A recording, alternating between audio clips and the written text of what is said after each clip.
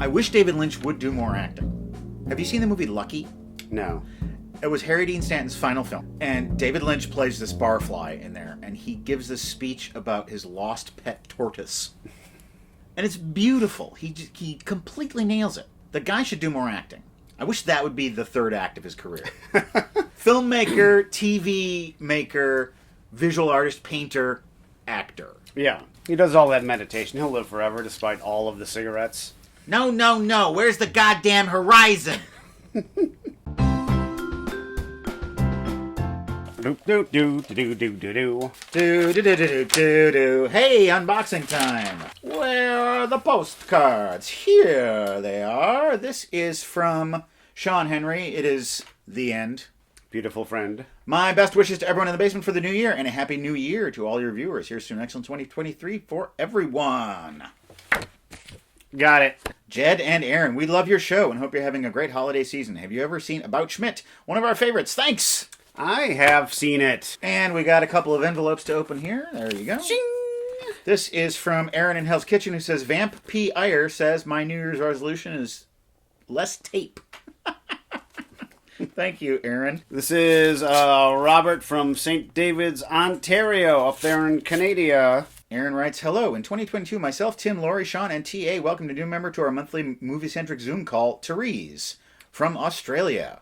They do something called the Sub-Basement, where they watch movies and discuss them, kind of like we do on this show. Yes, it's a little movie club of theirs, yes. With the help and guidance of these 5 erudite movie fans, I had another banner year in my try and see at least 100 movies every year project, topping out at 179. I didn't even come close to 100. I got 154. These are his 5 favorite movies from last year. 8.5, Ikaru, remade as Living, which is a current Oscar nominee. Local Hero, The Passion of Joan of Arc. And Tar, which I've been referring to as the anti-Whiplash. Aaron doesn't like Whiplash. No, he doesn't. All right, this is from Robert. Dear Matt and Craig, welcome back to the basement. I hope your Christmas and New Year's treated you well. Yeah, pretty much. I want to share a story with you, too, that you might find enjoyable.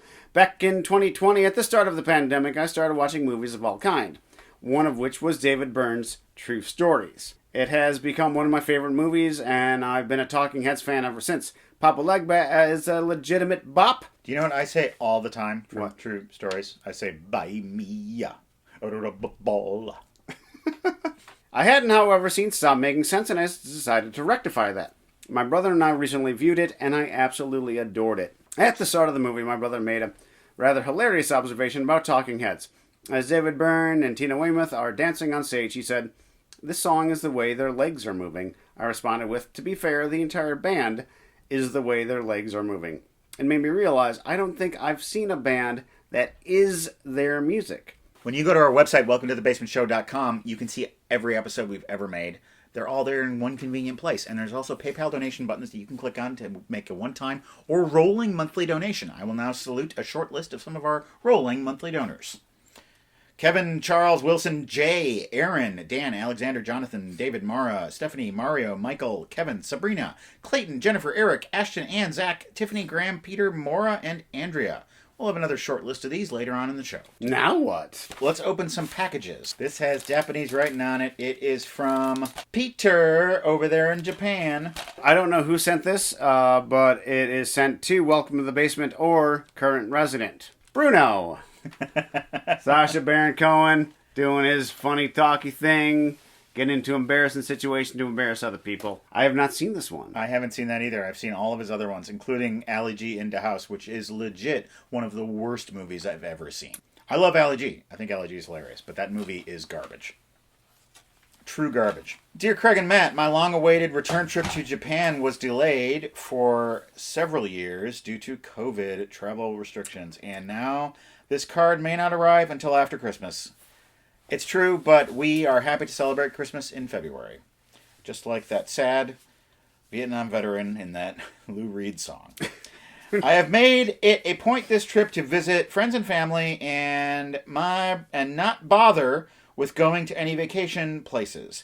After 3.5 years apart, I miss them dearly. I would like you to remember this holiday season that the most precious gift of time spent with friends and family. Thank you, Peter. That is a very good sentiment. And now, this Christmas extravaganza.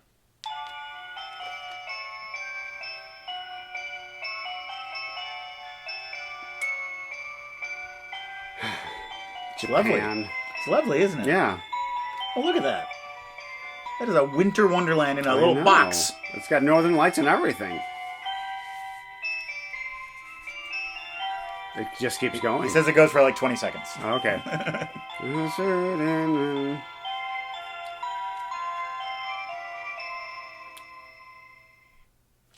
There we go. And now viewer questions. Derek Barnes, what's the best Star Wars film?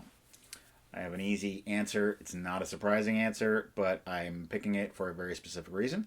The best Star Wars film is Star Wars A New Hope, simply because it's the only one of the 9 that is a complete movie. Mm-hmm. You don't need to have seen anything before it.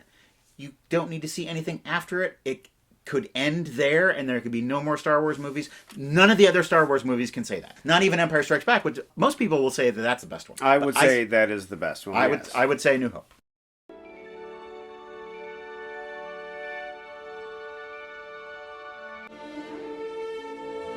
Well, that is some dandy prancing. She's got a gun. Remember, it takes 2 to tango. It takes 2 to make a thing go right. It takes 2 to make it out of sight. Strictly Rooftop. Why? Wayne's not here. Wayne's not here, man.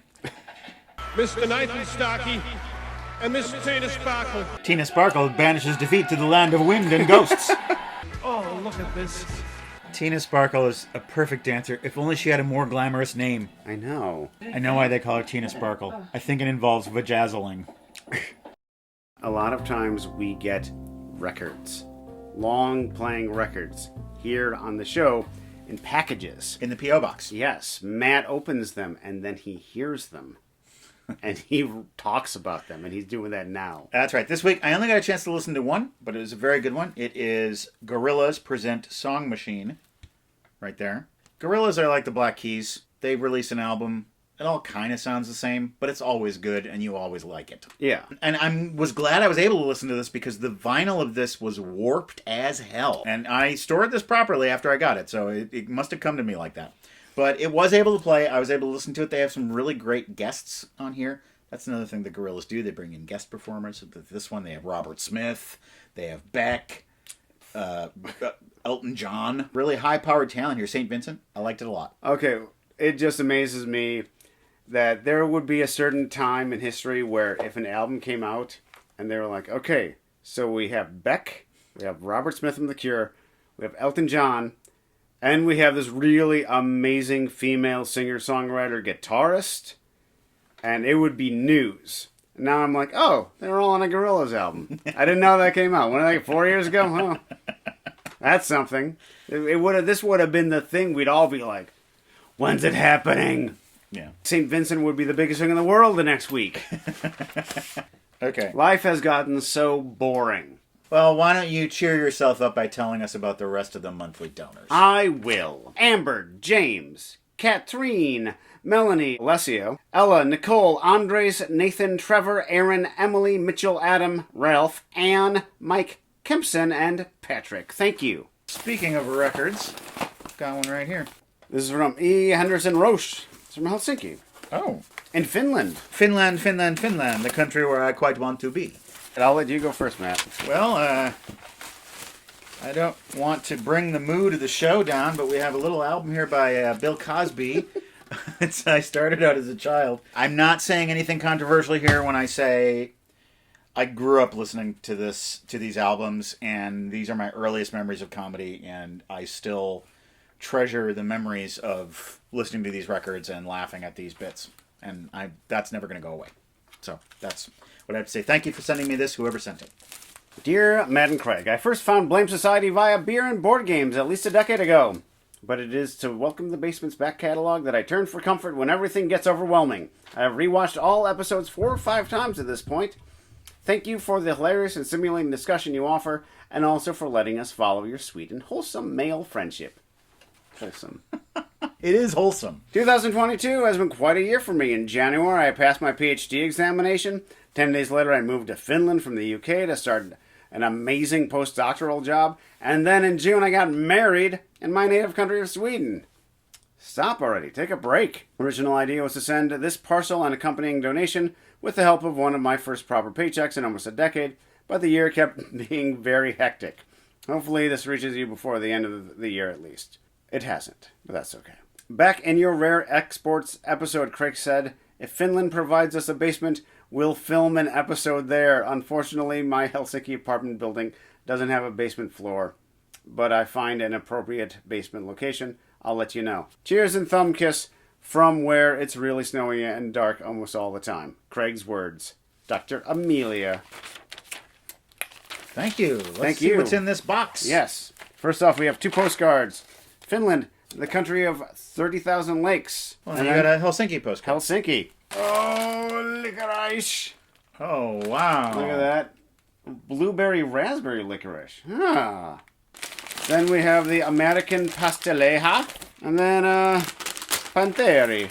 I don't know what these are. Oh, this looks like a licorice all sort kind of situation. So it's black licorice with blueberry raspberry filling. It's good. It's tasty. Oh, these are tasty. It's like a huge M&M's. Oh, yeah. Yeah. Very pronounced candy shell. Little red things. They look like little plastic discs. Kind of like really hard Swedish fish. Oh, yeah. They definitely share DNA with Swedish fish. It's like gummy bears in the U.S. Are very soft, and then you go to Germany and you get gummy bears, which are harder. It's kind of like the same deal. It's just like that salty licorice.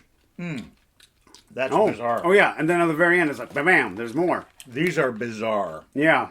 I'm liking Finland more and more with every bite. Just go there, take a sauna, not go into a basement, look at a few thousand lakes. Well, I'd say that was a successful episode.